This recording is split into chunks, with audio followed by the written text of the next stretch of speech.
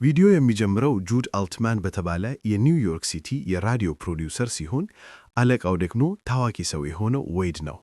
በጁድ ጠረጴዛ ላይ ከባለቤቱ ጋር የተነሳቸው የሰርግ ፎቶዎች አሉ። ዛሬ ደግሞ የልደቷ ቀን ነው። ፕሮግራሙ ሲያልቅ የአድማጮችን ቁጥር አለቃውን ይጠይቃል። ነገር ግን ዌይድ በጣም ደክሞኛል በማለት ለእንቅልፍ ወደ ቤቱ እንደሚሄድና ቆይቶ እንደሚደውልለት ይነግረዋል። ስራውን ጨርሶ ኬክ ይዞና ሻማ አብርቶ ወደ ቤት ሲያመራ ከመኝታ ክፍላቸው ያልተጠበቀ ድምፅ ይሰማል። በድንጋጤም ባለቤቱን ካለቃው ጋር ሆና ስለ ዩጋንዳ ሲያወሩ ያገኛቸዋል። በሁኔታው ግራ ተጋብቶ ይህ ነገር ምን ያህል ጊዜ እንደቆየ ይጠይቃል። ኩዊን የመጀመሪያችን ነው በማለት ለመዋሸት ብትሞክርም ዌይድ ግን ለ1 ዓመት ያህል ሲፈጸም እንደቆየ ያምናል።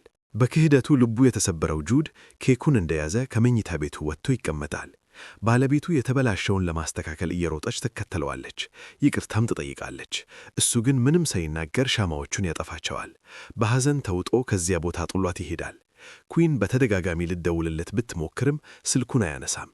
በዚህ መሃል እህቱ ዌንዲ ደውላ አባታቸው መሞቱን የሚገልጽ አስደንጋጭ ዜና ትነግረዋለች። በቀብሩ ላይ ጁድ የትዳር ችግሩን በምስጢር ለመያዝ ይመርጣል። ባለቤቱ ለምን እንዳልመጣች በተደጋጋሚ ሲጠየቅ በጂም ውስጥ በደረሰባት አደጋ ምክንያት የጀርባ አጥንት መንሸራተት ገጥሟታል በማለት ይዋሻል። እውነቱን የምታውቀው ብቸኛዋ የቤተሰብ አባል ዌንዲ በዚህ ውሸቱ ታሾፍበታለች። ሂላሪ እናታቸው አባታቸው ምንም እንኳን ፈጣሪን የማያምን ቢሆንም ልጆቹ በልጅነት ጓደኛቸው ራቢ ቻርልስ ግሮድነር እየተመሩ ሺቫ የአይሁድ የሐዘን ሥርዓት እንዲቀመጡ መፈለጉን ትነግራቸዋለች። ይህ ማለት ለ7 ቀናት በልዩ ዝቅ ያሉ ወንበሮች ላይ ተቀምጠው እንደ ቤተሰብ አብረው መጸለይ ያለባቸው ማለት ነው። ሆኖም ግን ውስብስብ በሆነው ታሪካቸው ምክንያት አንዳቸውም ተቀራርበው መቆየት ስለማይችሉ አብዛኛውን ጊዜ በዝምታ ያሳልፋሉ። ታናሽ ወንድማቸው ፊሊፕ ስርዓት የሌለው ተሳዳቢና ጨዋነት የጎደለው ትልቅ ሰው የሆነ ሂታን ነው። አረጋዊት ጮኛዋ ትሬሲ በኋላ ላይ ለሐዘን ትመታለች። እናታቸውም ትሬሲ ከፊሊፕ ይልቅ ለእሷ ዕድሜ እንደምትቀርብ ትናገራለች። 7 ቀናት እየገፉ ሲሄዱ የተለያዩ የቤተሰብ ምስቅልቅሎች ይከሰታሉ።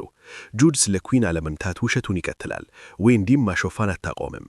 እናታቸው ደግሞ ስለ አባታቸው የፍቅር ሕይወት ግልጽ የሆኑ ወሬዎችን በማውራት ቤተሰቡን ታስቆጣለች።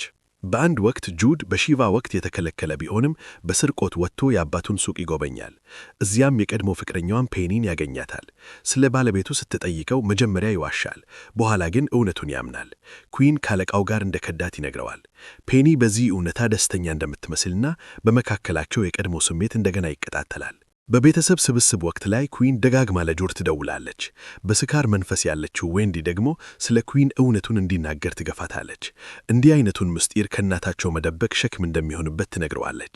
በዚያ ቅጽበትም አንድ እንግዳ ስለ ኩዊን የጀርባ ጉዳት በየዋህነት ሲጠይቅ ጁድ በድንገት እውነቱን ይነግራል። ኩዊን ለ1 ዓመት ያህል ካለቃው ጋር ስትማገር እንደነበረ ሊፈታት እንደሆነ ይገልጻል። ይህ መገለጥ ሁሉም ሰው በድንጋጤ እንዲዋጥ ያደርጋል። በዚያ ምሽት ወንድማሞቹና እህቷ በድብቅ ለከተማ መጠጥ ቤት ሄዳሉ። ጁድም እዚያ ፔኒን እንደገና ያገኛታል። አብረው ይጠጥናሉና የልጅነት ትዝታቸውን ያወራሉ። ለጊዜውም ቢኩን የቤተሰቡን ምስቅልቅል ይረሳሉ። ማገሩም ፊሊፕ ጁድን ፔኒ የምትወራበት በረዶ ላይ መንሸራተያ ማዕከል ያደርሰዋል። ጁድ ለመንሸራተት ሲሞክር ሲወድቅ ፔኒ በጨዋታ ምስቅልቅል ትለዋለች። እሱም ትክክል እንደሆነች ያምናል። አባቱን በማጣትና በትዳሩ መፍረስ ምክንያት ሕይወቱ ሙሉ በሙሉ ምስቅልቅል እንደወጣ ይነግራታል። ይህ ግልጽነታቸው ግንኙነታቸውን ያስጠነክራል። ጁድ ወደ ቤት ሲመለስ ኩዊን ተቀምጣ ሲያገኛት ነገሮች ወደ ከፋ ደረጃ ይሻገራሉ። ስልኩን ስለማያነሳ በአካል መምጣት እንደተገደደች ትናገራለች። ሲያወሩ ቆይተው ኩዊን በድንገታ ወደ ሽንት ቤት ሮጣ ታስታውቃለች። ከዚያም የእሱን ልጅ እንደጸነሰች ትነግረዋለች። ጁድ ልጁ የኔ ስለሆነ ምን ያረጋግጣል ብሎ ሲጠይቃት ዌድ መሃን ልጅ መውለድ የማይችል እንደሆነ ትነግረዋለች። አባቱ ብቻው እንደሆነ ካስረገተችና በኋላ ኩዊን ጥፋቱን ወደ ጁዲት አዞረዋለች። የመጨረሻ ልጃቸውን ካጡ በኋላ እሱ እንደቀድሞው እንዳልሆነ ትናገራለች። በስሜት እንደራቃትና በሥራ ውስጥ ብቻ እንደተደበቀ ትከሰዋለች። ጁድ ምንም ስሜት ሳያሳይ ሲቀር ልጅ መውለድ በጣም ይፈልጉ እንደነበር አስታውሳት መራር አርጋ ትናገራለች። ጁድ ግን በቀዝቃዛ ስሜት በምትመለከትሽ ቁጥር የማየው አንቺንና አለቃዬን በመኝታ ቤታችን ውስጥ ነው ይላታል። ኩዊን ልትሄድ ስትል ፊሊፕ ያገኛትና ስለ እርግምናውም ይሰማል። ጁድ በመጋጋር ብቶ ወደ ፔኒ ቤት ይሄዳል። መጥፎ ቀን አሳለፍክ እንዴ ስትለው ከዚህ ውጪ ልሆን የምፈልግበት ቦታ የለም ይላታል። ወደ ቤት ታስገባውና እዚያ ስለ ዩጋንዳ ያወራሉ። ቆይቶ በቤተሰብ ስብስብ ላይ እናታቸው ጁድ የት አድሯል እንደሆነ ትጠይቀዋለች።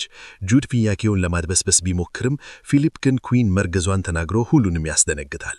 ማገሩም ጁድ ከፔኒ ጋር እያለ ኩዊን የጽንስ መቋረጥ እየደረሰባት እንደሆነ በመስጋት በድንጋጤ ትደውላለች። ወዲያውን አምቡላንስ ጠርቶ ወደ ሆስፒታል ይሮጣል። ለፔኒም ኩዊን መርገዟን ይነግራታል። ሆስፒታል ሲደርሱ ሕፃኗ ሴት ልጅ እንደተረፈች ይረጋገጣል። በዚያ ቅጽበት ዌድ ይመጣልና አሁንም ከኩዊን ጋር ግንኙነት እንዳለው ይገለጣል። ዶክተሩ ሁለቱንም ወንዶች ወደ መጠባበቂያ ክፍል ሲልካቸው ዌድ ለጁድ ቡና በመጋበዝ ጓደኛ ለመምሰል ይሞክራል። ጁድ ፍቃደኛ ካለመሆኑ ተነስቶ እልማመታ ተፈጥሮ ወደ እጅ በእጅ ድብድብ ያመራል። በምጅም ፊሊፕና ዌንዲ ይደርሳሉ። ዌንዲም ዌድን ፊቱ ላይ በቦክስ ትመታዋለች። በብስጭት የተሞላው ጁድ ድብድቡን ሲመለከቱ የነበሩትን ወጣቶችን በመሰብሰብ የዌድን መኪና እንዲገለብጡት ያደርጋል። ዌድ ሲሄድ ለእንጀት ማርነት ዝግጁ እንዳልሆነ ተናግሮ ኩዊንን ለዘላለም ትቷት ይሄዳል። ቆይቶ ለኩዊን ትዳራችን እንዳባጥና ዳግም እንደማይታረቁ ይነግራታል። ሆኖም ግን ልጃቸው ስትወለድ እሷን ለመርዳትና ከጎኗ ለመሆን ቃል ይገባላት። ከዚያም ለፔኒ ሙሉ በሙሉ እውነተኛ እንዳልሆነ ይቅርታ ይጠይቃታል። ሕይወቱን ካስተካከለ በኋላ እንደሚደውልላት ቃል ይገባላት። እርስ በርስ እንደወደኑን በመገንዘብ ፔኒ ታቅፈዋለች። ስለተመለከታችሁ እናመሰግናለን። የፊልሙን ሙሉ ታሪክ ከማየት ከፈለጋችሁ ርዕሱ This is where I leave you ይባላል። እንደዚህ አይነት ሞር ቪዲዮ እንዲደርሳችሁ ፎሎ ማድረግ እንዳርሱ።